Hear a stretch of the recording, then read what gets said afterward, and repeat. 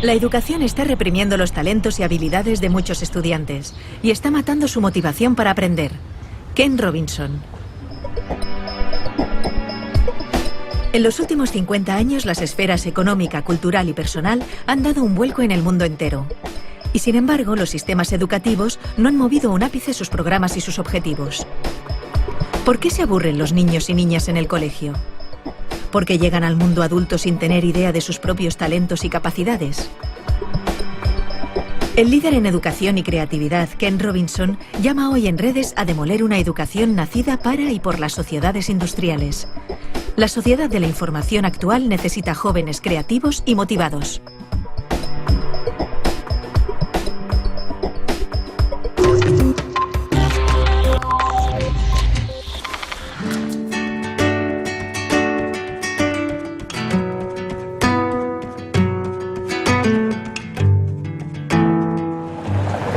Debe hacer 60 años o algo así, era comienzos de la década de los años 50. Y aquí en esta escuela de North Hollywood High School es donde hice mi bachillerato. Me llamaban Eddie, que es el diminutivo de los norteamericanos para Edward o Eduardo. Y seguramente, con toda certeza, en la escuela siguen destilando contenidos académicos en los cerebros. Lo que hay que hacer es enseñar cosas distintas de las que me enseñaron en los años 50 en esta North Hollywood High School. ¿Por qué distintas? Porque lo que nos enseñaban entonces estaba muy bien para el mundo industrializado, para conseguir trabajo en el mundo que había salido de la revolución industrial. Pero no nos enseñaban lo que hace falta para innovar, para ser creativo.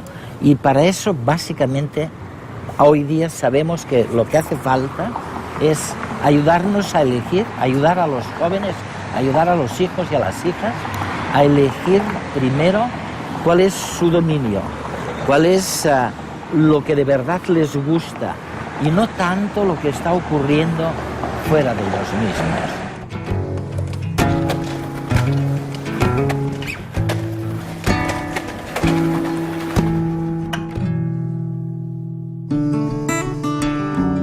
Mark Prensky, escritor y consultor, especialista en aprendizaje, resumió en redes hace unas semanas las capacidades escondidas de los niños. El deber de las escuelas, en mi opinión, es motivar a los chicos. Este es el motivo por el que no van a dejar de existir los profesores. Su trabajo es darles luz. ¿Tienen nuestros hijos trastorno por déficit de atención? Esto es lo que muchos creen. Les damos Ritalin y otros fármacos. Esto es lo que dicen nuestros hijos. Yo no tengo déficit de atención, simplemente no estaba escuchando. ¿Cómo encendemos las luces para estos chicos? Yo creo que la mejor forma es con aquello que les apasiona. Y creo que así toda esa mala prensa en torno a nuestros chicos la vamos a ver con otros ojos. Voy a darles una metáfora nueva. Digamos que nuestros chicos son cohetes espaciales. ¿Qué quiere decir? Pues que van rápido, que se lanzan de cabeza a lugares desconocidos, que son muy volátiles, que son difíciles de controlar con precisión como los cohetes de verdad. Necesitan ser programados adecuadamente, necesitan combustible adecuado y buenos pilotos y quizás requieran algunas correcciones a medio camino como los cohetes de verdad. Pero tienen un retorno potencial enorme. Todos los chicos lo tienen y es lo que tenemos que descubrir. El educador y asesor Richard Gerber también alertaba del desarrollo social de los niños de hoy. Un reto que tenemos como educadores es este. Nuestros hijos vuelven a casa tras la escuela cada día y aprenden más por sí mismos y de sus amigos en las redes sociales que en el aula, ¿o no? Como sistema educativo, ¿cómo podemos comprender este fenómeno?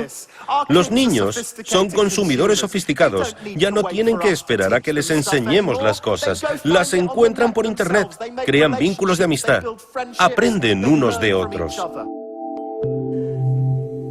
Hace muchos años leí algo tuyo que me fascinó.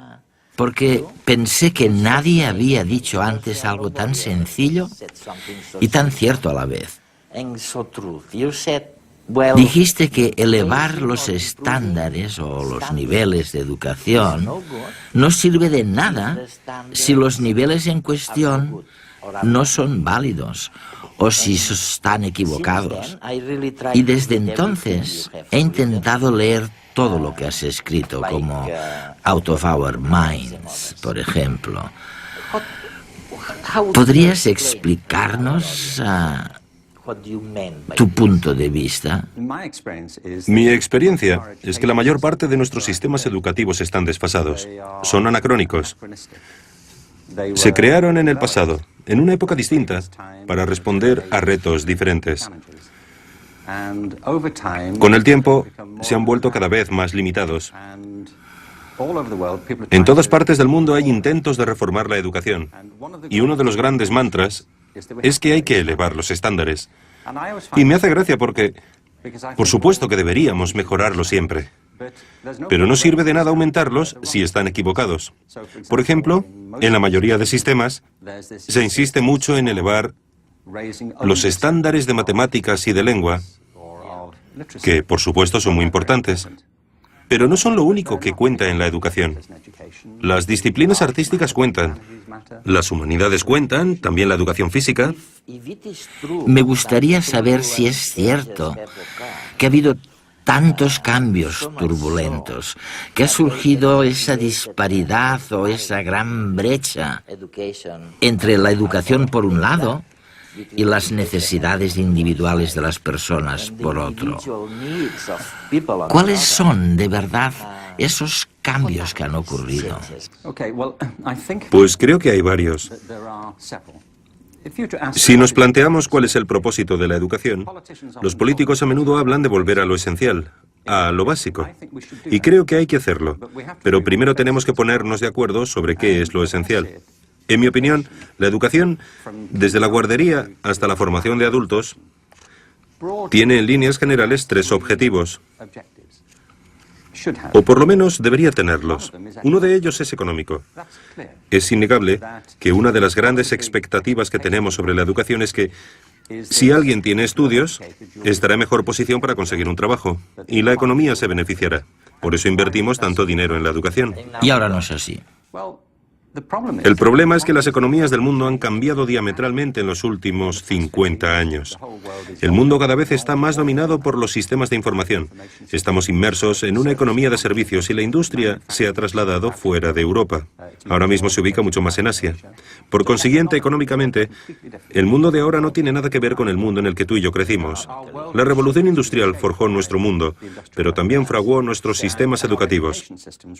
Tenemos un sistema de educación industrial. Es un modelo de la educación basado en la producción. El segundo gran reto educativo es de índole cultural. Una de las cosas que esperamos de la educación es que ayude a las personas a comprender el mundo que les rodea y a desarrollar un sentimiento de identidad cultural, una idea sobre su lugar en el mundo. Sí. Si analizamos los sistemas educativos de todos los países, en España no hay duda de que esa expectativa está presente en el sistema de enseñanza. Se pretende ayudar a los alumnos a conocer mejor la cultura española, y lo mismo sucede en el resto del mundo. Es una gran expectativa de la educación. El problema es que el mundo también se ha transformado culturalmente en los últimos 50 años. No tiene nada que ver con el mundo en el que crecimos. Cada vez es más interdependiente, más complejo y también más peligroso culturalmente en algunos aspectos, más intolerante en ciertas cosas. El tercer gran objetivo de la educación es personal. Lo saben los que tienen hijos, pero también cualquiera que esté vivo.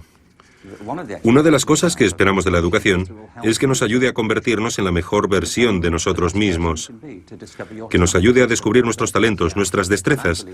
Y creo que la educación ha fracasado estrepitosamente en ese sentido, puesto que muchos acaban sus estudios sin descubrir lo que se les da bien, sin averiguar jamás sus talentos. Muchos pasan por la escuela y llegan a la conclusión de que carecen de cualquier talento.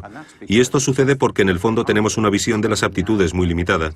También ha habido cambios en ese sentido. Vemos pues que hay cambios en nuestra noción de inteligencia, pero también en la cultura, que ha cambiado y se ha complicado, por no hablar de hasta qué punto se ha revolucionado económicamente el mundo. Tenemos pues tres grandes cambios que probablemente explican esta ansiedad que surge de la disparidad entre el mundo educativo y las necesidades económicas, culturales e individuales.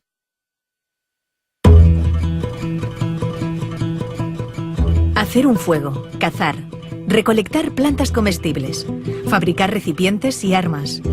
Nuestros antepasados aprendían unos de otros las actividades de la vida cotidiana. Los conocimientos se adquirían a través del contacto con los demás y la repetición. Hasta que miles de años después se inventó la escritura, la primera gran revolución en el aprendizaje. Entonces, los textos comenzaron a vehicular buena parte del conocimiento. También cambiaron, claro, las cosas que aprendía la gente. Nacieron las primeras escuelas. En ellas, un individuo, el profesor, tenía unos conocimientos que dictaba a una serie de alumnos, que los aprendían. En el siglo XVIII, cuando se produjo la Revolución Industrial, se comenzaron a regular los sistemas educativos. El objetivo era preparar a los trabajadores que luego estarían a cargo de las cadenas de montaje en las fábricas. Individuos que hacían lo mismo una y otra vez durante muchas horas al día.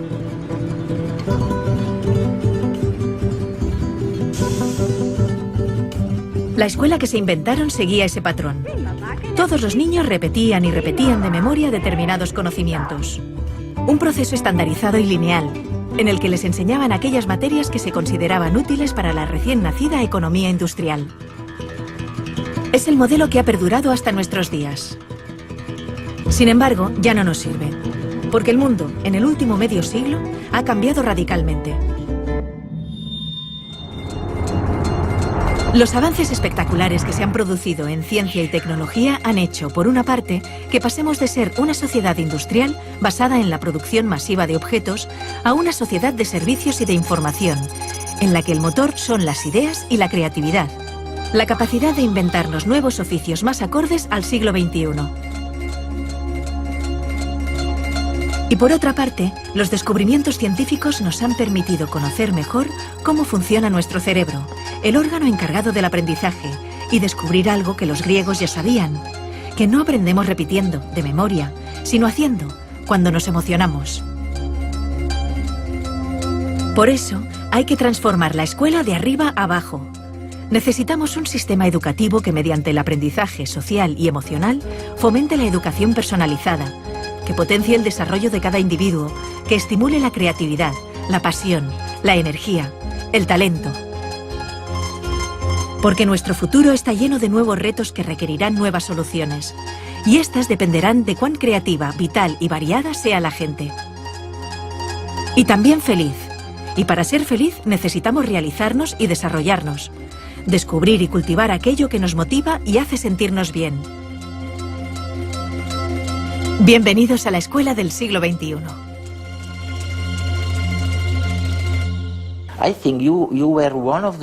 Creo que fuiste uno de los primeros del sector educativo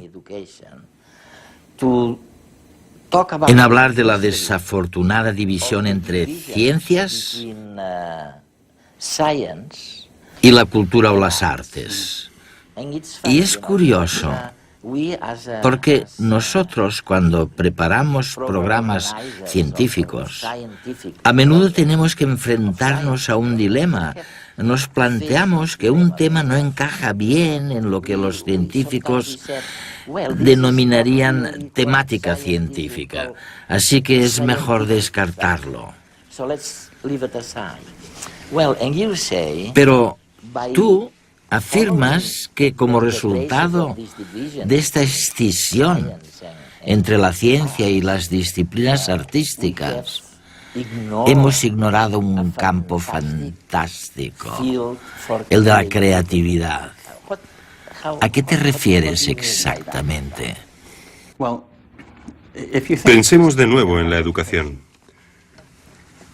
La mayoría de países no instauraron un sistema de educación pública obligatoria hasta mediados del siglo XIX. Se trata de ideas bastante nuevas. Dos factores influyeron mucho en la educación. El primero fue la economía industrial, que provocó una cultura organizativa de la educación extremadamente lineal, centrada en los estándares y la conformidad.